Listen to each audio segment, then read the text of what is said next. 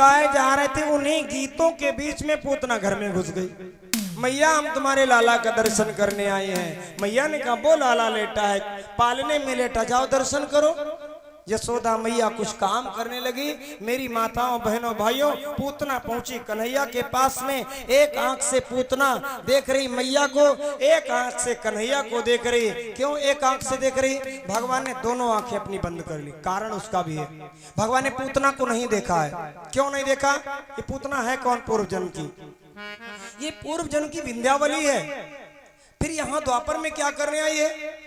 जिस समय मेरे प्रभु बलि को छलने के लिए, बलि से दान मांगने के लिए 3.5 कदम पृथ्वी 52 रूप बन करके गए हैं। 52 अंगुल का शरीर है। जैसे यज्ञशाला के पास में पहुंचे, बलि दौड़ करके आया। आहा, लग रहा मेरे यज्ञ मंडप में दूसरा सूर्य प्रकट हो गया है, मेरा यज्ञ सफल हो गया। यज्ञ हो अथवा कथा हो, आपके कथा में यज्ञ में संत भगवान पधार जाएं, समझ लेना मेरी यज्ञ सफल हो गई। यज्ञ हो अथवा कथा हो, कथा और यज्ञ में संत भगवान पधार जाने, कथा आपकी सफल हो गई। बलि के दरवाजे पर आ गए 52 भगवान। बलि को देख करके 52 भगवान ने कहा, महाराज कि जो इच्छा हो सो आप मांग लीजिए। भगवान ने कहा, महाराज मुझे बहुत कुछ नहीं मांगना, 3.5 कदम पृथ्वी चाहिए आपसे।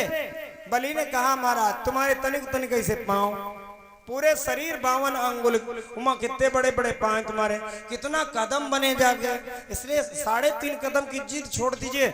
जितनी इच्छा हो उतनी जगह ले लीजिएगा, मकान बनाइए, घर बनाइए, यहीं रहिए। भगवान ने पूछा किसके लिए बनाया? अकेले हम, आगे नाथ न पीछे बगाम, किसके लिए बना के डाल दें? बोले अकेले क्यों, यहाँ रहोगे शादी कर देंगे। भगवान ने सोचा अब थोड़ी बात को बढ़ानी चाहिए। भगवान ने कहा, राजन तुम मेरी शादी कर दोगे? हाँ तुम्हारी शादी कर देंगे।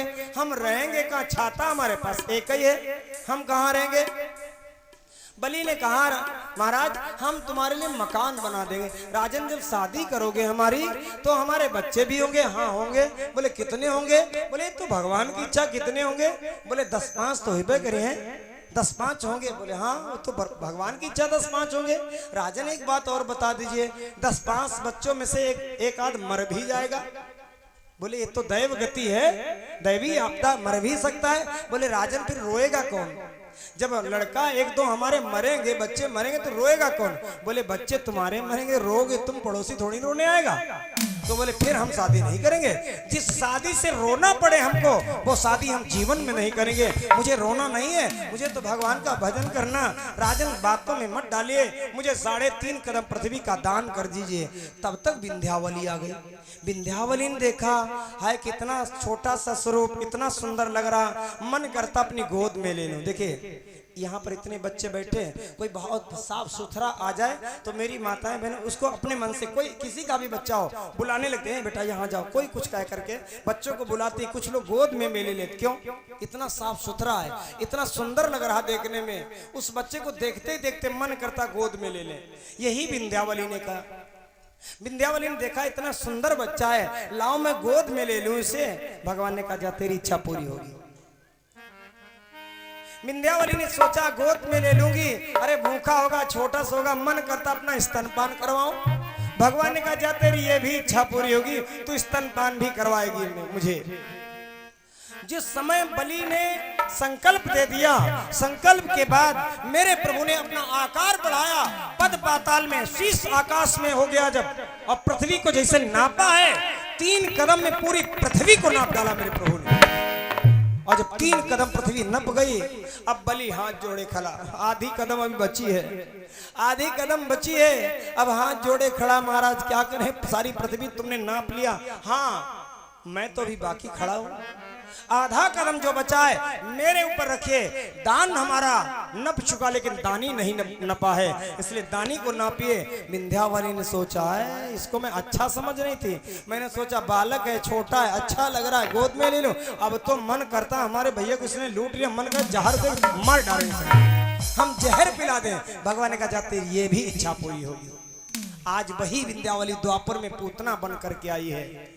आकर के खड़ी ही पालने के पास में, एक नजर से पूतना देखती मैया को, एक नजर से कन्हैया को। मैया यशोदा कुछ काम करने लगी, पूतना ने उठाया कन्हैया को, अपनी गोद में ले लिया और गोद में लेने के बाद अपने आंचल से कन्हैया को, कन्हैया अंदर पड़े हैं आंचल के अंदर। पूतना ने अपना स्तनपान करवाना शुरू किया, स्तनपान करवाना शुरू किया। भगवान ने देखा दादा हम ब्रज के अंदर आए थे माखन मिश्री खाने, यह विष पहले लगा के आ गई। हम विष नहीं पीना जानते हैं, लेकिन विष लगा करके आई है। पूतना अपने स्तनों में जहर लगा करके गई थी, मैं जहर देकर इसको मार डालूंगी। भगवान ने स्तनपान शुरू किया पीना।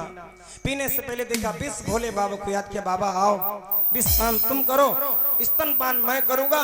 भोले बाबा आए सूक्ष्म रूप में, स्तनपान किया। स्तनपान करने के बाद कन्हैया अब पूतना के प्राणों को खींचने लगे। स्तनपान करते करते पूतना के जब प्राण खींचने लगे तो पूतना छटपटाई और चिल्लाने लगी। पहले तो धीरे धीरे कहा ए छोड़ दे, ए छोड़ दे। भगवान करना, हम जिसको पकड़ते उसको छोड़ते नहीं, हम पहली बार पकड़ते नहीं किसी को और पकड़ते उसको छोड़ते नहीं। पूतना बार बार छोड़ा रही, भगवान छोड़ नहीं रहे, भगवान और प्राणों को खींच रहे। और जैसे प्राणों को खींचा है वो राक्षसी भागी, चिल्लाई। भगवान ने सबकी आवाजें बंद कर दी। भगवान ने सोचा किसी को इसकी आवाज सुनाई न पड़े, अपनी माया के द्वारा पूरे ब्रज के अंदर आवाजें सभी सबके अंदर बंद कर दी, से इसकी आवाज सुनाई न पड़े। केवल कन्हैया सुन रहे, पूतना चिल्ला रही, चिल्लाती जा रही, दौड़ती जा रही। ए कन्हैया छोड़ दे, कन्हैया छोड़ दे। चिल्लाई धाई धाड़ मार बस जलान खलया राती से, हा हा यशोदा इस लाला को अब उठा हमारी छाती से।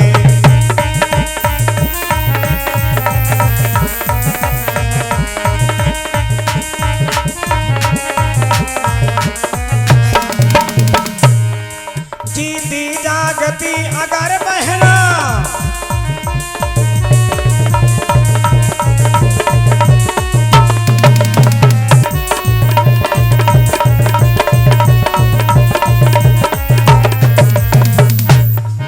जीती जागती अगर बहना मैं घर को वापस जाऊंगी, तो शपथ पुत्र की खाती हूँ गोकुल में कभी ना होगी।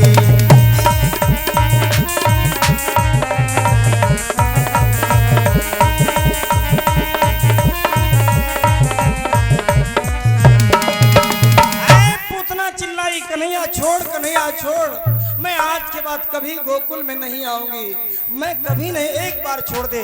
भगवान ने जैसे प्राणों को खींचा है, पूतना विशाल का शरीर होकर के धड़ाम से जैसे गिरी है।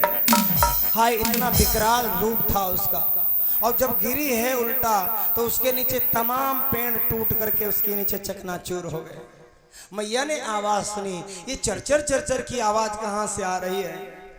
बाहर आई, महल के बाहर देखा एक विशाल काय राक्षसी पड़ी है, उस राक्षसी के ऊपर कन्हैया घूम रहे हैं। दौड़ करके मैया गई, कन्हैया को उठाया, कन्हैया रोने लगे हैं।